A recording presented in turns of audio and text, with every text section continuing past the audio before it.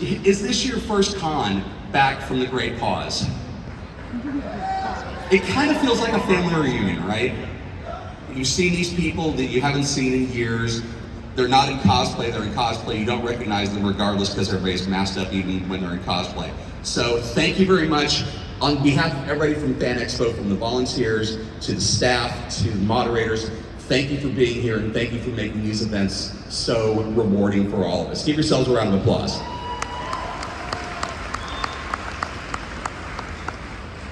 An awkward transition, speaking of family reunions. Yeah, that's about the giggle I was expecting. Phenomenal series. It taught us that even breakfast can look horrifying, and it's the true definition of anti-hero through the seasons, whether it was New Blood or, and by the way, there will be spoilers. I'm just gonna warn you right now, we're gonna discuss things, so make sure you give yourselves the earmuffs. Please give a massive, massive Dallas welcome to the cast of Dexter, Michael C. Hall!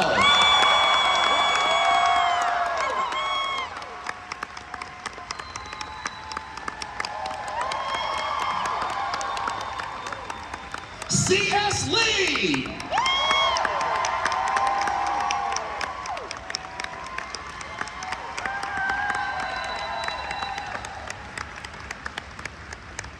James Remar!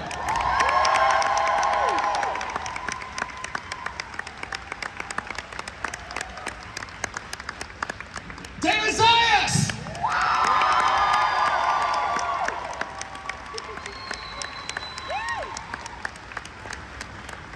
Eric King!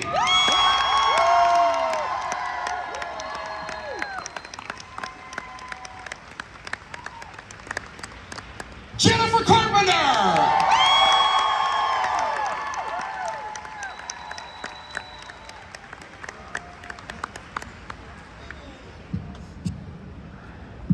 The amazing thing about this cast, and by the way, I'll just say this right now, we do have mics set up on either side, so if you have questions for the cast, don't ask them about plot points because they were as much in the dark as you about season 8 and all the rest of it, but more importantly, we do have those mics, so if you've got a question, make sure you're lined up and queued up and ready to go. So, I want to go down the line because all of you have ridiculously wonderful careers. I could spend time talking to each of you, whether it was 6 Feet Under, or Quarantine, or every single great part the amazing James Remar has done, and David with his work with the Expendables and all the other films. So when you're bringing that experience and you're getting the first script to read for Dexter, when your agents say, so I've got this thing that we're getting ready to film for Showtime. And Jennifer, we'll start with you, we'll just come way down there. Yes, no, I mean, from the get-go. I want you to talk about what your reaction was when you were reading that script for the first time and seeing what your characters were about at that first point. I was hoping that my car would start so that I could get to the audition. But, I honestly didn't think that sometimes people can make a career or make a living on just doing pilots. You get paid for that job and then it goes away, doesn't get picked up. And I honestly, even though I thought it was really exciting, it was a time when I couldn't imagine that a network would champion a serial killer. And that's why I'm not a betting girl. Eric? I just thought it was some weird shit. This is some weird shit. This is a serial killer, you know. It was great writing from the beginning, so you know I was on board and interested in. I mean, Sergeant Dukes is he's a bit of a hard ass, but I knew who he was. David? When the audition came in, I was in Toronto, and they told me come fly back to New York to audition for the show, and I was like, well, I got tickets to Blue Jays. I don't really want to fly in, but continuously he convinced me, and I went in. And as I was coming into New York, I read the pilot, and I was like, oh, this is interesting, okay. And so, I went in, I auditioned, and the rest, was great. I loved being on the show. James? It was the best television pilot script I had ever read. And at that point, I'd been an actor for about 25 years. And my initial reaction was, I will never get this part. And I was quite depressed when I went to the audition, and I just dragged my ass across the parking lot of Paramount. And I guess I was so emotionally raw because it was, I didn't think I had any chance at all, that something clicked. And I was in that condition because I had just come off doing a series that was just, the consensus was that it was garbage, and it was canceled, and I was an actor without a job. Best television pilot I ever read. CS. I was in New York doing plays, and I was in the thick of things, and I read the script, and I knew it was interesting. And there was this Asian American character in it that had a funny laugh. Okay, so I go to the audition, and I came up with this laugh, and I do the scene, and I do this, and all the producers just start grinning. And then I'm like, okay, thank you. I get done, I go back out, and then they're like, actually, can you come back in again? I go back in, they're like, can you do the laugh again? I think that's what got me the job. My wife and I at the time, because we watched Dexter religiously, we had Masuka Bingo that was running through everything. So thank you very much for filling our cards at least once every couple of episodes. My pleasure. Yeah, I had finished doing 6 Feet Under, and I thought the last thing I wanted to do at that point was another television show, and especially one that would have me once again surrounded by dead bodies. But I read the pilot script, and I was like, what am I, an asshole? I'm definitely doing this. It was unlike anything I'd ever encountered. I didn't know if it would find an audience, but I definitely had to do it. I mean, it was unlike anything I'd ever seen. And for an actor to have back-to-back shows, whether it's movies or TV or whatever, where it's a career-defining bit from David from 6 Feet Under to Dexter Morgan, it's just got to be an embarrassment of riches at that point. Yeah, I have shit on both of my shoes, I guess. I stepped in it twice. I'm very, very lucky. 6 Feet Under ended, and everybody thought I was a fastidious funeral director, and I think David Fisher might have been Dexter's first victim. You know, because everybody thinks I'm a serial killer now. Not really. I know you guys don't think that. Do you? If you go to Home Depot and you're in the plastic sheeting aisle, it's Yeah, you gotta be careful. Absolutely. Let's go ahead and get started. Right over here. I had to write this down because I'm super nervous, but I'm so thankful that the character Deb was reprised in this last season of Dexter. Oh, you guys, yeah. This last season, when I describe it, I wasn't expecting the word that I'm going to use to be my description. I just found it beautiful. And the cinematography and the storytelling, but the arc of those relationships and the internal struggles and the internal monologues. It was just beautiful. So thank you so much. So my question's for Jennifer. I briefly met you yesterday, and you mentioned that you hadn't watched all of this last season yet, and that you needed some time between actually filming it and watching it back. Could you tell us a little more about this part of the actor's process and why that's important for you? Well, thank you for everything you said about the show and the cinematography and all of that. You took it all in that way. It's just really special.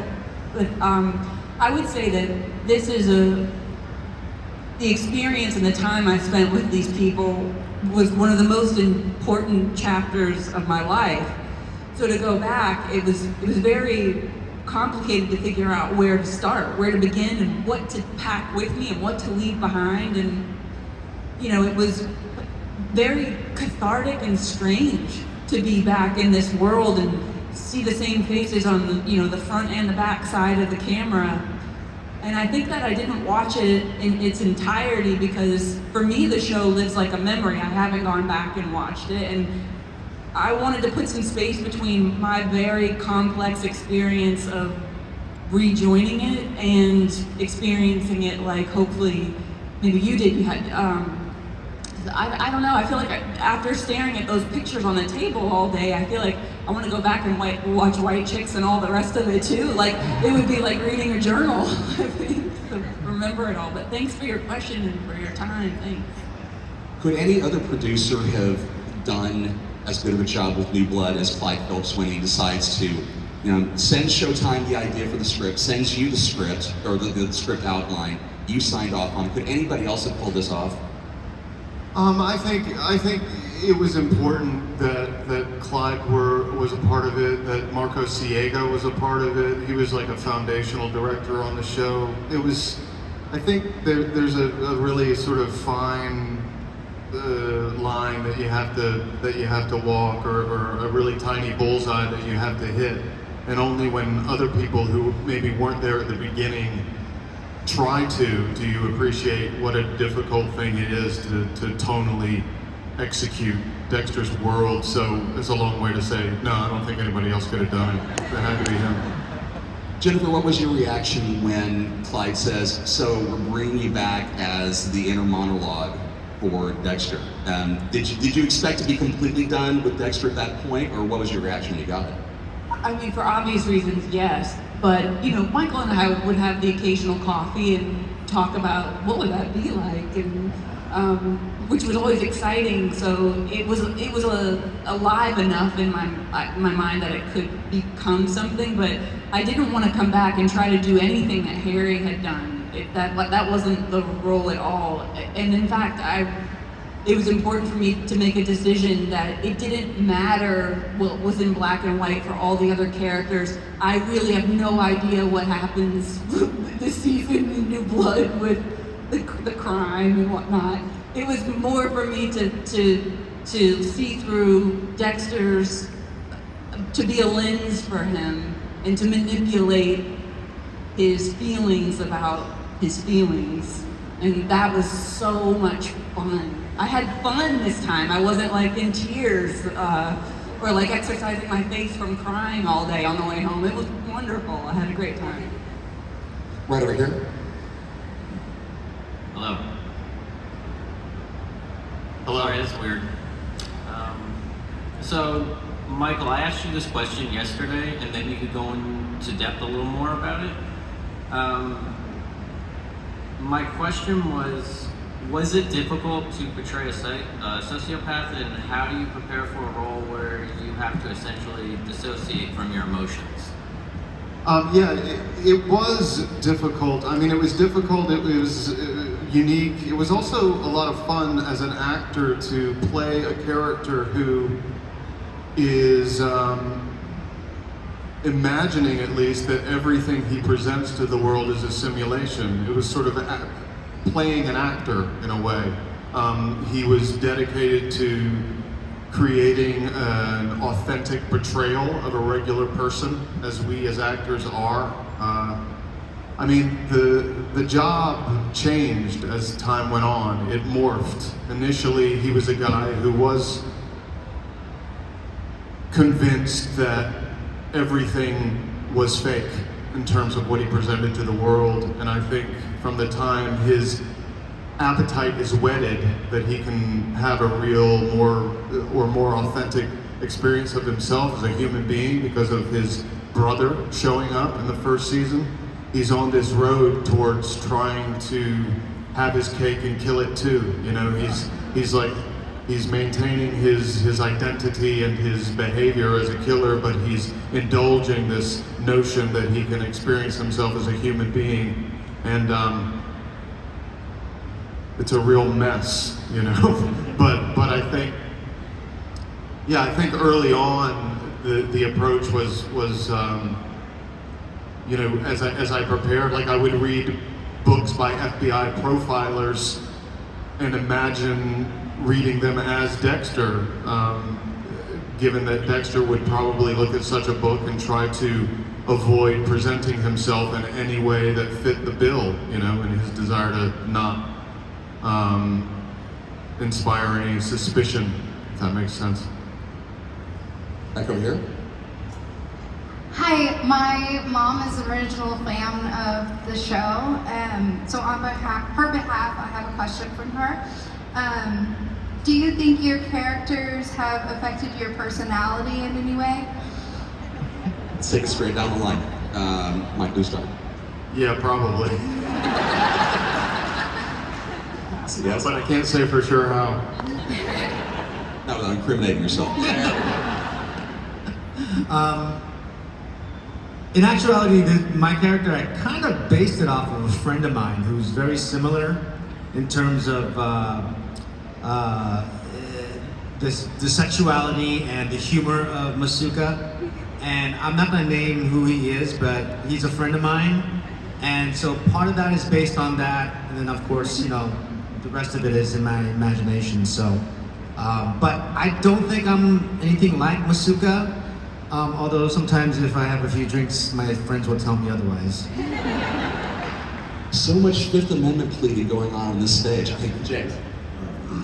Well, yeah, I am actually living and breathing in that moment as that character, so perhaps.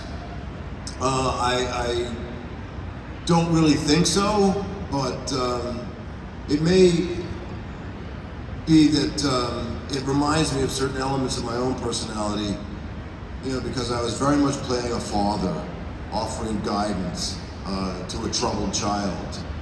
And I would hear that resonate in my own personality, my experiences as a dad offering guidance.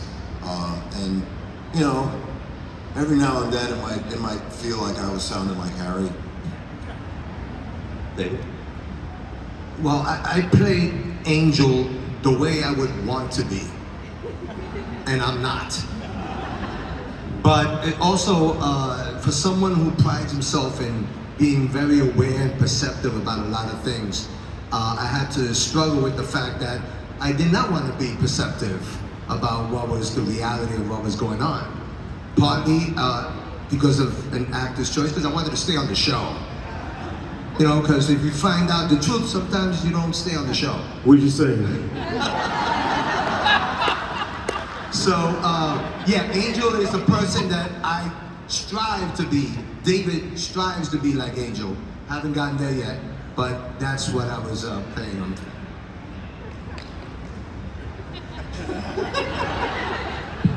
That was a good answer, bro. I wish you had told me that a few years ago.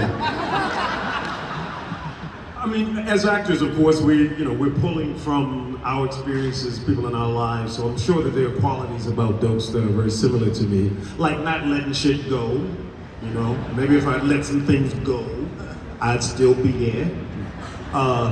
No, I'm sure. I'm sure there are a lot of qualities about Dokes that live within me, I'm sure. I wish I didn't have all this time to think about it, because now I don't know which part I'm going to pull from. But I do think, I don't know that she's changed me, but she certainly affected me. And I still, when I consider Deb and all that she went through, I still have this like visceral response to my feelings for her and my empathy for her. And in a weird way, she's always been a barometer for, why do some people get life one way and other people get it another way? Like all of her intention, all of her love, all of her hard work should have left her with a different result, and it didn't. And sometimes it's just the way it goes. And I think if anything, it's kind of I think I try to live a life where I'm doing more consideration, having more consideration for what people may be going through. So in that way, I would like to think that she's changed me. Eric, how many variations on Surprise MFer have you signed on photos this weekend? Oh, I signed exactly the same on every photo. No. Surprise motherfucker is surprise motherfucker. There's only... But you've seen you are a meme star. I don't know what currency that carries in the 21st century, but more fries MFer, or... I've heard all of that. No free rides MFer, all of them. No lies, yeah. Well, I have to be honest. Did you ever think, when you did that scene with Michael, did you ever think that would become such a big meme? I've only heard that question like 10 times. No. I'm just trying to wonder. No, when I first saw the meme, and as you all know, because some of you have talked to me about it, some people saw the meme before they saw the show and didn't realize that it came from Dexter, so that was kind of cool, right?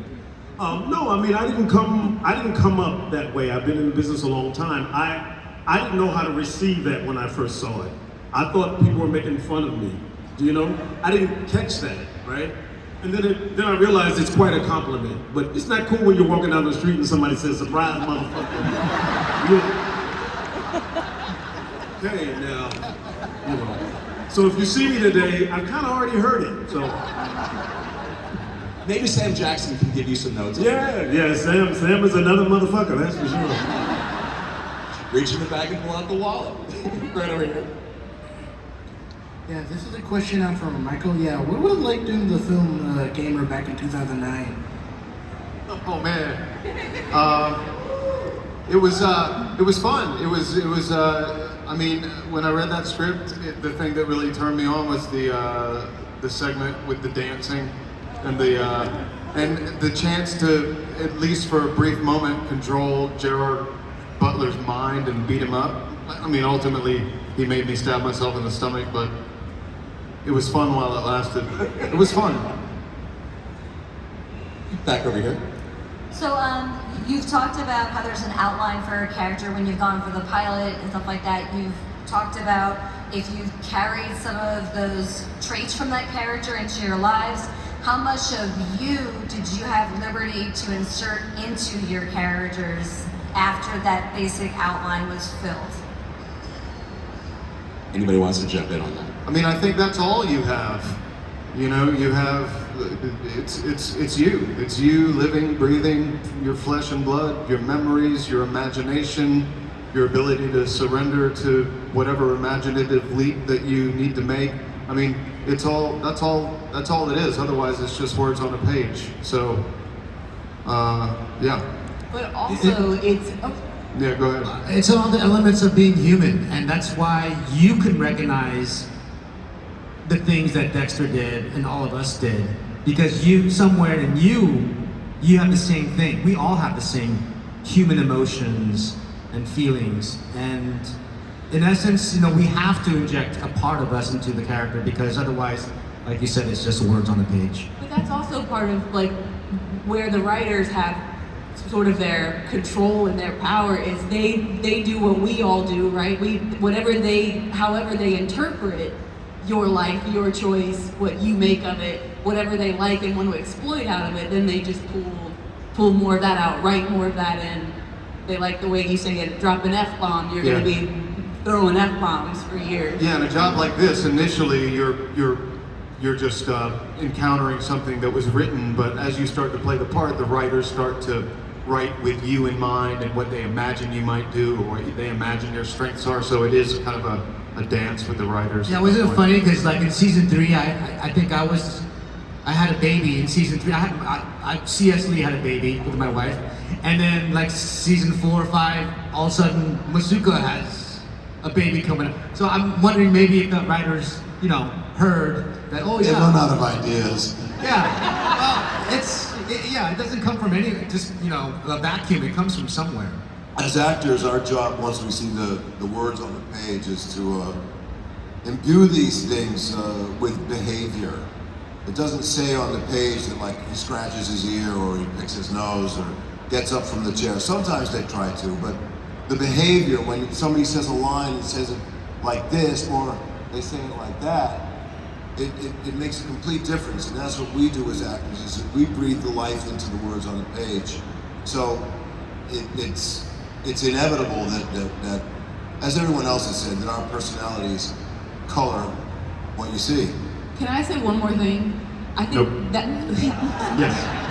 that is why this show is so special, because everybody up here is trained and seasoned, and it's not a job, it's a job, but we come for I hate to say it, but everybody's here with their soul, their heart, their history, everything on the table and ready to play. So when you look in the eyes of any of you from day to day, it's just riches getting poured on you all the time. Where so many shows now, sometimes it just feels like everybody's like signed their contract and they're good to go, you know? And the other thing that I found interesting is that each one of you is from a different school of acting, whether it was Tish or Juilliard or any of the other, bits like that. So it seems like all bring a different approach. Exactly. Yeah. It seems like you're bringing a different approach, but at the end, the chemistry, especially in the first couple of seasons when the Barry, which is so incredibly,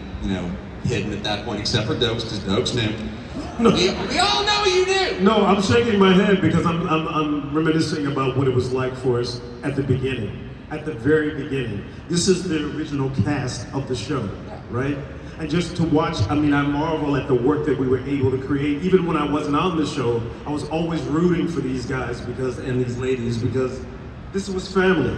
And when you said that, I was struck by the fact that we were finding our way at the beginning. And it turned into this incredible project that we got to share with you. So it really was a family. It is a family. Back over here. This question's for Jennifer. You had a lot of great lines as Deb. One of them being, "I would rather put a campfire out with my face." What's your favorite catchphrase of Deb's? Or just one that sticks out, that if somebody mentions that, just one that sticks in your brain. Well, the problem is I have a 7-year-old, so I don't like to cuss anymore, and I don't want to put it online any more than it already is. But You had some good ones.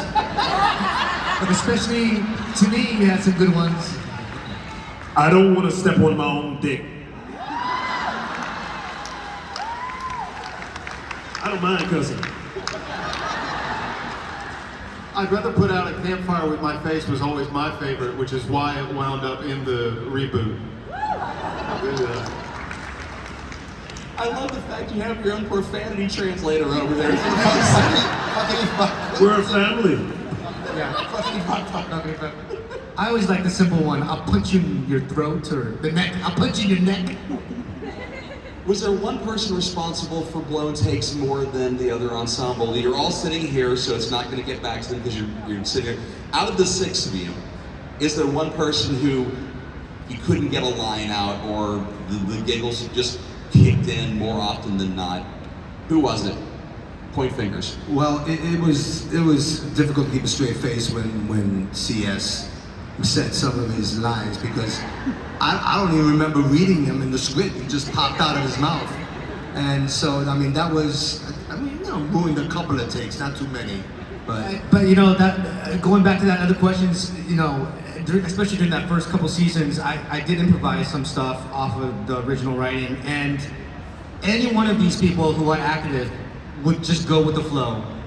And especially with Michael being so serious as Dexter, I came in, anytime I had a scene with him, I tried to think of a moment or a line where I could do something or say something to kind of rattle him or make him giggle, crack up.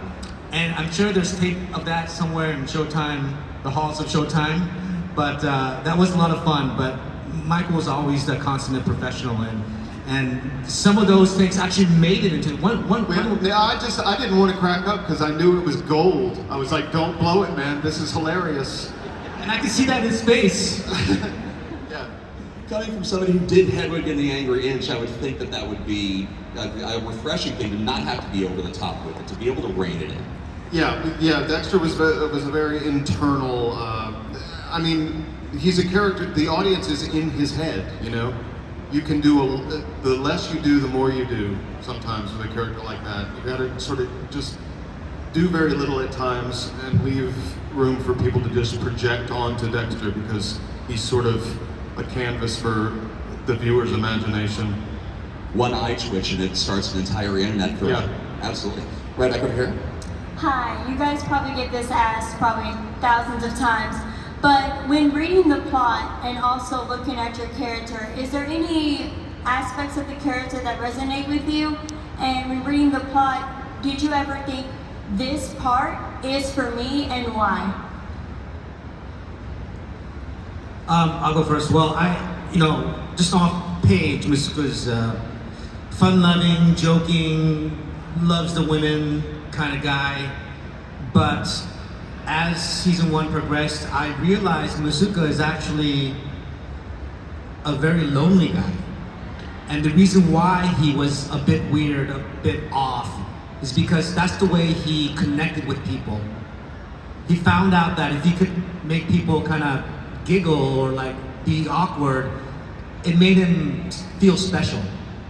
So I don't know if many of you got it, but you know, in actuality, Musido was a very lonely guy, you know, outside of the Miami Metro-Dade, you know, police force. My grandfather's name was Harry, so I liked that very much, and I wanted to play it. I know what it's like to kill people and cut them up, and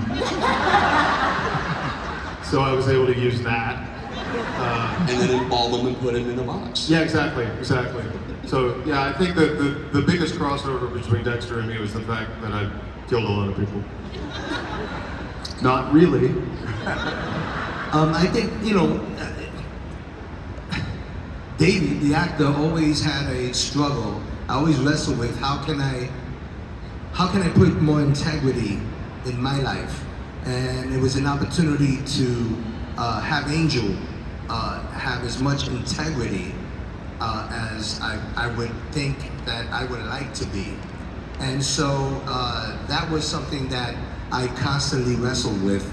And you know, even if it was, especially in the beginning when I was trying to, you know, set the tone for this character, and then I was hoping that the writers would run with it, and they did. They were good writers, and so that was something that I really strive for, to have this character in this story of death and blood, and just, you know, and try to create some kind of integrity that may not be realistic in real life, but it was that was always a struggle for me. Just gotta say, I'm hearing that David Zayas is a very good person, as far as I can tell. Disclaimer. A lot of integrity. You're not the only one with secrets, pal. I know that. Okay. And I happen to be the son of a police officer and sitting next to a police officer. You know? So I had a real sense of who Dokes could be, but I was always kind of looking for the underbelly. I mean, of course he was a hard ass, he was all those things, but he was also very loyal. And I think it just troubled him that he couldn't figure it out. That this pit bull over here, you know, he kept giving me the slip. So yeah, just for me, just knowing that I know those guys, I know those cops who have to make sense of things, is what I relate to about Dokes. I was very green. Deb was very green. I mean, I remember, I know how to put the work in and like make some choices that I feel like might be unusual or something that people hadn't been thinking could happen or something in an audition. But when it was time to shoot, you know, I had done a couple of things, but it wasn't like I knew how to hit the mark on the floor exactly right. I didn't know what all the lingo meant, you know, for where cameras were gonna move. And we were shooting in your apartment, and somebody said something and I didn't know what it meant, and you told me how to favor the camera or something. So it wasn't, I felt like connected to the character every time I had those slips, but during the pilot when I go and get the donuts or something, like I offer you donuts in the morning, we have to go in, and that was the first time I took the shackles off and was like, just see what happens, and that was the first glimpse I had of her, you know, where it felt easy, so what the heck. And you have the last question, make it a good one. Hello everyone. Hello Dexter Morgan. First off, I want to thank you guys for being here. It's a very cool experience. Dexter is my favorite show. It's a show I've been able to rewatch over the years. It's brought me a lot of comfort, so I just personally want to thank you for that. I have a question for the whole cast. I have heard and read that a lot of actors don't like to watch or rewatch their work. So my question is, do you guys like to rewatch Dexter? And if so, what is your favorite season? We know Jennifer hasn't rewatched it in a bit, so Eric? I haven't rewatched it either, but season 1 and 2 were my faves.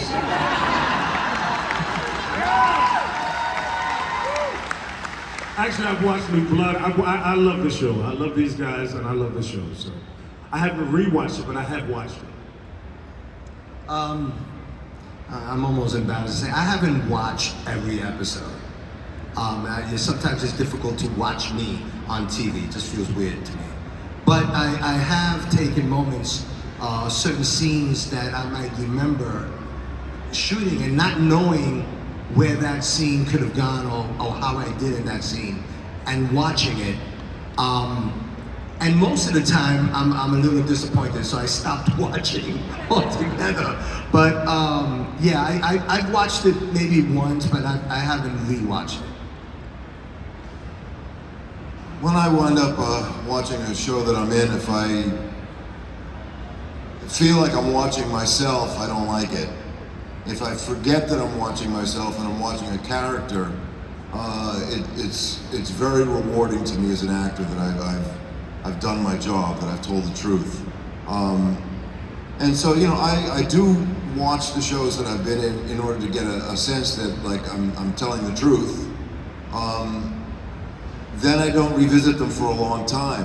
And when I do, if that feeling holds up, it's an extra good feeling. And the first season is my favorite. It was an extraordinary season of television. Never done anything like it before or since. And I'm very proud of it. I love to pour myself a glass of red wine, get naked, and I've watched every episode. Season 1 is probably my favorite too. Telling the truth. Unfortunately, yes. Season one is my favorite too. I don't know, it felt special, it felt new. It was dark, it was funny, it was weird. It was nothing like anyone had seen before, and it just felt like a very special season 1.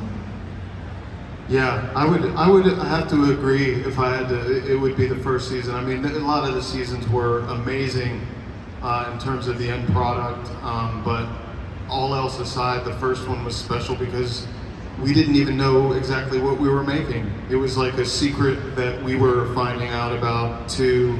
There was no sense of a precedent, no sense of an obligation to make anything other than what we were coming up with day to day. It was a really magical time, and I've probably watched almost all the episodes. I haven't really rewatched them. I sort of don't have a choice but to watch them because of the voiceover element, because we re-record the final version at the end, so I kind of have to watch a lot of the episodes as I do that.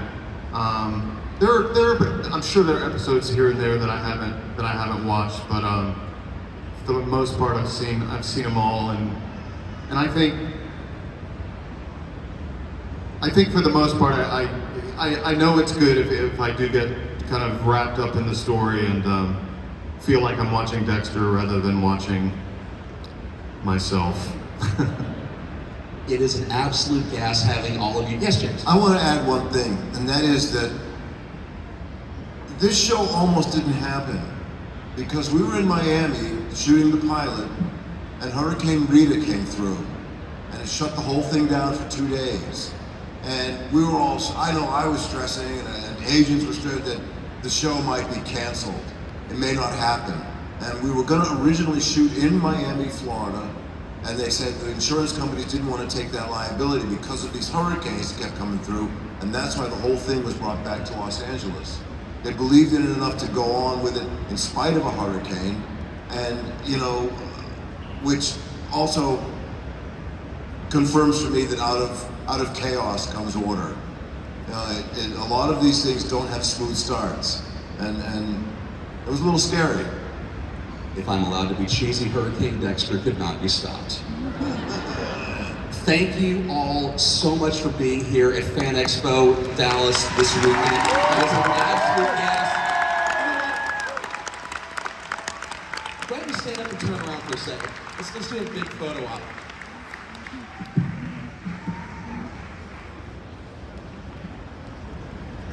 Sorry.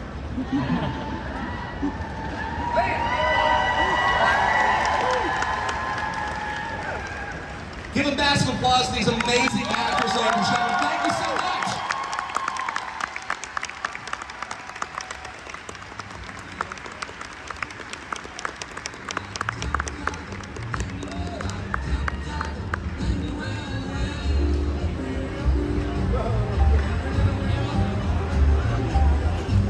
Fired.